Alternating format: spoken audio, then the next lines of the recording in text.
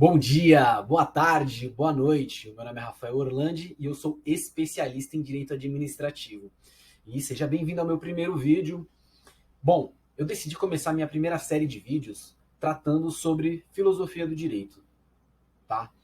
Eu acredito que você que esteja assistindo e que não tem envolvimento nenhum com direito, você vai conseguir aproveitar esse vídeo porque é um auxílio para você desenvolver o seu raciocínio, o seu senso crítico, certo?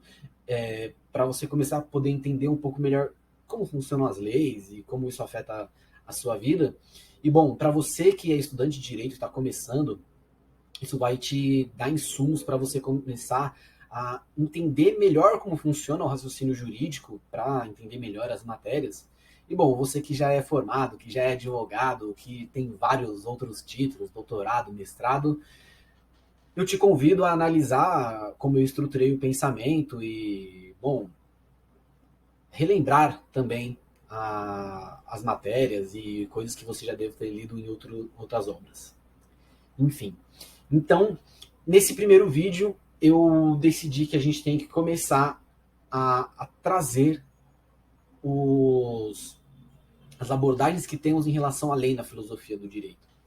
E é muito interessante, porque num primeiro momento, lá na antiguidade, os escritores vão falar de leis divinas. Até um bom tempo, até um pouco depois da antiguidade também, eles vão falar assim de leis divinas, vão analisar a existência das leis divinas. Até um momento que os filósofos vão virar e vão falar assim: nossa, mas leis divinas e leis naturais são a mesma coisa. Então não tem para que a gente ficar separando o que é lei divina e o que é lei natural. Bom, eu vejo que não está totalmente errado essa afirmação, mas eu não concordo plenamente. Eu encontro sim diferenças entre leis divinas e leis naturais, e existem também muitos pontos em comum. Bom, para expor o meu ponto, primeiro a gente tem que começar a entender o que é o divino em si.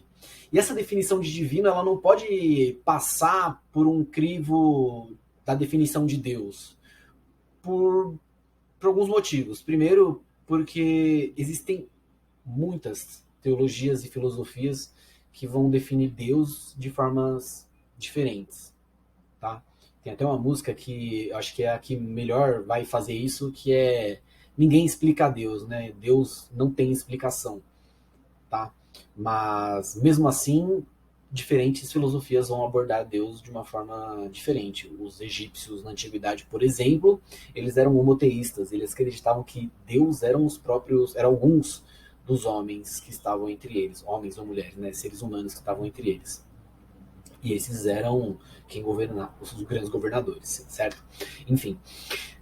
Então, o que eu proponho quando a gente vai analisar essa relação de existência de leis divinas é pegar o ponto metafísico mais distante do que é físico. E esse ponto metafísico mais distante é o nada. Por que isso?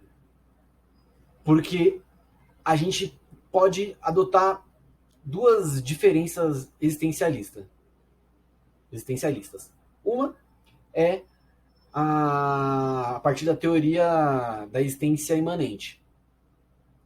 A existência imanente ela vai pegar que as coisas existem a partir de si mesmas, por si mesmas. Tá? A imanência é um conceito de Kant e é assim que ele trabalha a ideia de imanência. Ou seja, nós temos duas possibilidades aqui.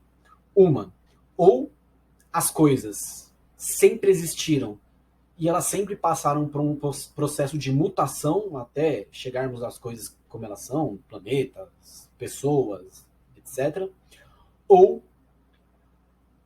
e essas coisas sempre existiram no nada, ou a gente tem um ponto de vista em que o nada é a primeira existência, né? Ou melhor, é uma primeira não existência, e tudo começa a existir do nada. E temos a teoria da vontade divina para explicar esse fenômeno, que existe um ser que habita o nada, e a partir da sua vontade divina é que ele cria coisas no nada. Mas vocês percebem que de qualquer forma nós estamos falando de um nada que ele é intrínseco e que a gente não pode escapar. Se a gente tem uma existência de um Deus que é essa essência volitiva, ele habita o nada. Se nós não temos essa existência de um Deus, nós temos um nada que gera coisas. E se nós sempre tivermos coisas, nós temos essas coisas infinitas que habitam um nada. Então, o nada é o nosso ponto de partida para determinar, para esclarecer melhor o ponto da divindade, tá? Então, a partir dessa ideia, a gente começa a perceber exatamente esses pontos que os filósofos tratam, que as leis divinas são invioláveis, elas são infinitas, elas são indivisíveis, elas sempre que você percebe que normalmente na nossa língua, quando vem o prefixo in na palavra, nós estamos tratando de coisas divinas, tá? Mas aí você pensa, beleza, lá na antiguidade, o que eles faziam? Eles pegavam e falavam, olha, de acordo com as leis divinas, a gente não pode fazer isso, ou pode, ou enfim, qualquer conteúdo que seja. Só que eles tratavam isso como esse conteúdo sendo inviolável, infinito, inquestionável. Então, olha a problemática de enxergar a lei por essa ótica. Isso quer dizer que se tiver alguma coisa errada ali, isso vai perdurar para sempre. E isso estaria tudo certo, estaria tudo ok se o ser humano tivesse capacidade de enxergar uma suposta vontade divina da forma que é. Agora, a grande questão é que as leis divinas são inconcebíveis. Então, o ser humano não tem a capacidade de compreender em sua essência, com perfeição, o que são as leis divinas. E aí vem as críticas da filosofia do direito falando justamente isso, né? Bom, se você é um ser humano e você não consegue conceber a lei porque a lei é inconcebível, por que a gente vai tratar ela como inviolável? Porque assim, beleza, vamos supor que ela realmente ela pode até ser inviolável e imutável e perfeita, tal. Mas se você é um ser humano e não consegue adentrar naquilo, quer dizer que você não consegue bem compreender aquilo. Então, as leis começam a estar sujeitas a mudanças. Por quê? Não que a lei mude, que a lei divina mude, mas a nossa interpretação sobre o que é lei divina muda e se aprimora. E aí a gente vai começar a falar de leis naturais. E as leis naturais, elas são o quê? Elas também podem ser chamadas de axiomas, tá? E basicamente elas são aquelas coisas que observamos que acontecem na natureza. Um bom exemplo que a gente pode trazer para cá é a lei da gravidade. E olha que interessante. Ela é parecida com. As leis naturais são parecidas com as leis divinas, porque elas são imutáveis, a gente não consegue mudar as leis divinas. A gente também tem uma dificuldade de interpretar essas leis que são naturais, certo? Que nem com as leis divinas. Só que a gente percebe que a gente vai aprimorando o nosso entendimento, a nossa interpretação sobre como essas coisas são, apesar de perceber que elas funcionam num padrão que é imutável. Então, por exemplo, a lei da gravidade, ela foi desenvolvida por Newton, se eu não me engano, mas posteriormente Einstein foi lá e refutou e falou, olha, não é bem assim. E mudou a interpretação, apesar de manter um certo fundo igual. Então, as leis divinas, elas estão sim sujeitas à interpretação, elas são imutáveis, mas o ser humano vai aprofundando nesse seu entendimento. E depois nós temos as leis humanas, tá? É muito interessante a gente notar que existe uma relação entre elas. Lei divina revoga lei natural. E lei humana é inexequível se não estiver em conformidade com lei natural. Então, basicamente, lei natural revoga lei humana. Para a gente entender melhor esse fenômeno, é importante a gente pensar assim, ó. Pensa na teoria do multiverso. Então, nós temos aqui um nada, certo? E desse nada vai se originar um universo. Então nós temos o universo que nós existimos. E o universo que nós existimos, de acordo com as teorias mais modernas da física, ele é composto por espaço e tempo, sendo uma coisa única. Não tem como a gente separar espaço de tempo. Eles são uma coisa só.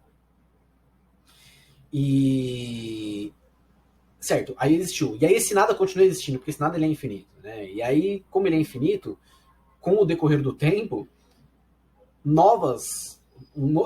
Se um universo existe, um outro universo também vai existir. Tá? E esse universo não precisa ser necessariamente igual ao nosso. Pode ser que ele seja fundamentado fisicamente no tempo, em uma outra coisa que a gente não sabe o que é, não categorizou, enfim. Não concebeu. E aí existem múltiplos universos. E, bom, é mais ou menos por aí.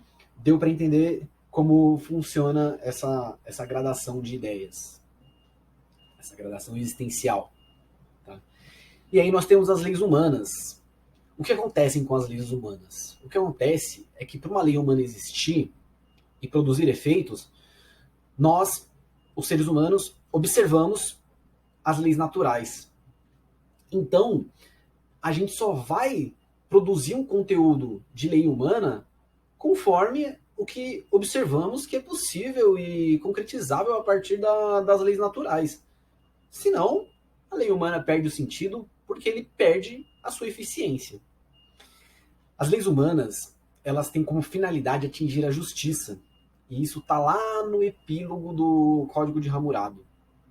No Código de Hammurabi, no epílogo ele vai falar que, observando a justiça, né, tal, ele elaborou aquele código. E muita gente diz que o Código de Hammurabi é a primeira código a existir, né? Mas, na verdade, não é que ele é o primeiro código a existir. Existem outros códigos que são anteriores ao Código de Hammurabi, tá? Então, o primeiro código mesmo que existe é o Código de Ur-Nammu. E Ur-Nammu é uma cidade que pertence à Babilônia. Então, naquele local, naquele do Oriente Médio, tinham várias cidades. Uma delas era Ur-Nammu e tinham outras. O que acontece, o trabalho de Hammurabi, na verdade, é unificar aquela religião no Império Babilônico. E aí ele, depois dessa unificação, em todo o território como abaixo do Império Babilônio, para questões de segurança, tal, né? Ele formula o Código de Hammurabi, que é a lei que vai ser aplicada. Então, o Código de Hammurabi, na verdade, ele é a primeira lei que vai ser aplicada em toda uma extensão territorial composta por vários estados. Tá? É importante ressaltar que, nessa época, os estados, né, eles eram unitários, tá? E unipessoais. Apesar de ter um corpo ali que normalmente era o sacerdócio, né? Mas apesar de ter um corpo que ajudava Deus, no caso do Egito, ou o rei que foi nomeado pelos deuses para ser rei, no caso dos babilônios, a gente tem sim o centro de decisão numa pessoa. Por isso que é o Estado unipessoal e unitário, tá? Diferente do que nós vemos hoje no Brasil. O Brasil ele é uma república federativa, tá? Enfim. E aí, toda essa parte da discussão, ela acaba ficando para trás. A gente acaba trazendo o foco na modernidade e na contemporaneidade pro o que é lei. O que é lei, né? O que é lei. E existem duas definições de lei. Uma definição de lei lato sensu e uma definição de lei stricto sensu. Lei, no sentido lato da palavra, ele é um imperativo, tá? E esse imperativo ele é traçado pela autoridade ou pelo corpo de autoridades e ele gera obrigações frente, né, obrigações tanto para a autoridade quanto para para quem está subordinado à soberania daquela autoridade, certo? Em direito internacional, a gente tem até o chamado ius cogens. Segue mais ou menos essa lógica, eu não vou entrar muito em detalhes, é só para a gente ter um esboço por cima aqui, tá? E a gente tem lei stricto sensu. Lei stricto sensu é lei. Tá lá escrito lei, é lei stricto sensu. Então, vamos pegar aqui, ó, a Constituição Federal, ó. Eu até já abri ela aqui, mas a Constituição Federal de 88, a Constituição Brasileira, ela vai falar lá no artigo 59, a gente vai ter um bom exemplo disso que eu estou traçando aqui, ó. O processo legislativo compreende a elaboração de emendas à Constituição, leis complementares, leis ordinárias, leis delegadas, medidas provisórias, decretos legislativos, resoluções. Dentro dessas 7 categorias aqui, lei stricto sensu são as leis ordinárias. Artigo 59, inciso 3. Leis ordinárias são lei sentido estrito. Então, vamos pegar aqui para ficar mais claro ainda. Joga aí, ó.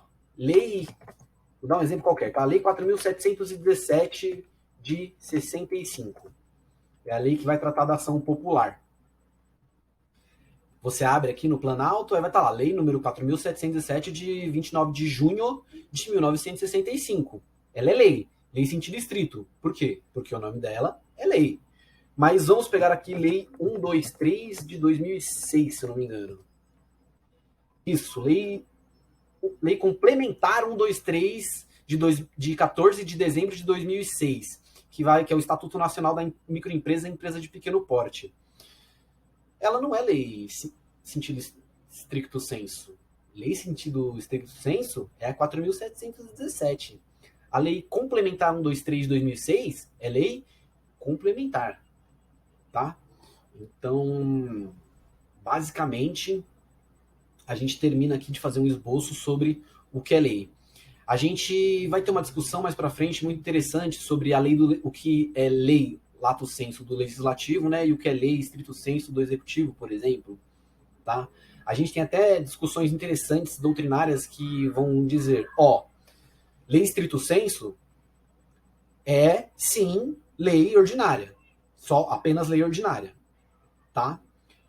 Mas lei lato sensu são apenas aquelas que emanam do poder legislativo. Tudo que não emana do poder legislativo é outro nome, pode ter até as mesmas características de lei, mas é outro nome, então não é lei nem lato sensu. Enfim, eu pessoalmente interpreto lei do sentido lato, levando em consideração esse poder obrigacional. Tá? Então, por exemplo, acordos internacionais, nesse sentido, são lei sim. Tá? Acho que a melhor forma da gente enxergar esse tipo de coisa, na verdade, é a partir do estudo do ato jurídico, que tem as suas separações, como ato jurídico de direito público interno, ato jurídico de direito público externo, enfim. Bom, acho que deu para a gente ter um esboço bacana aqui nesse primeiro momento sobre o que é lei.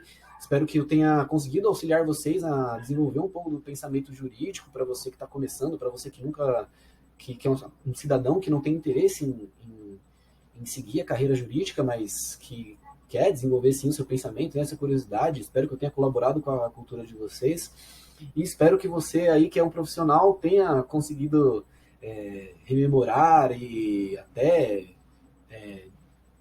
se você tiver alguma opinião de posições doutrinárias, inclusive, para compartilhar com nós, por favor, sinta-se à vontade. É isso, muito obrigado pela atenção de todos vocês. Se vocês curtiram, segue, dá um like e até o nosso próximo vídeo. Tchau, tchau, até mais.